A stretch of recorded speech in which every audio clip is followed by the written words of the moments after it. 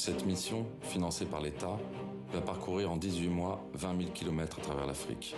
À partir d'écrits, photos et autres archives, ce documentaire suit les traces d'une expédition menée par l'explorateur Maurice Grioul et l'écrivain Michel Leiris entre Dakar et Djibouti de 1931 à 1933. Une expédition pour aller à la rencontre des peuples des pays africains colonisés par la France, découvrir leur culture et collecter les objets dont ils se servent.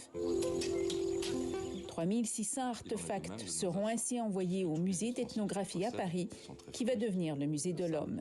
Ce que j'ai essayé de faire dans le film, c'était de raconter, tant que je le pouvais, l'histoire de certains objets, comme le Kono, qui est une des pièces maîtresses du musée du Quai Branly, qui est un très bel objet, mais qui est aussi une charge rituelle, sacrée, très, très importante. Mon cœur bat très fort, car depuis le scandale d'hier, je perçois avec plus d'acuité l'énormité de ce que nous commettons.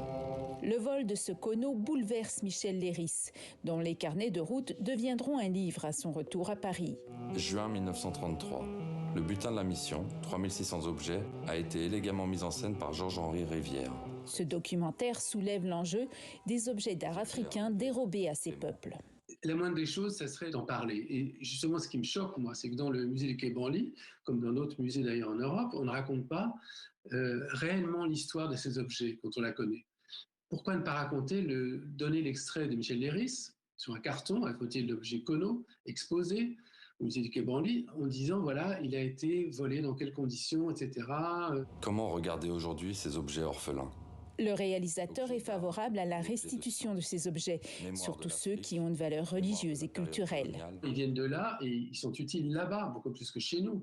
Le message, c'est ça, c'est partageons avec les pays d'où viennent ces objets, une réflexion, pensons à les restituer si c'est souhaité, pensons à faire connaître leurs conditions d'acquisition. C'est ça, c'est un échange et une parole ouverte et assumée sur ces questions. Des questions qui nous plongent dans la plaie toujours béante de la colonisation.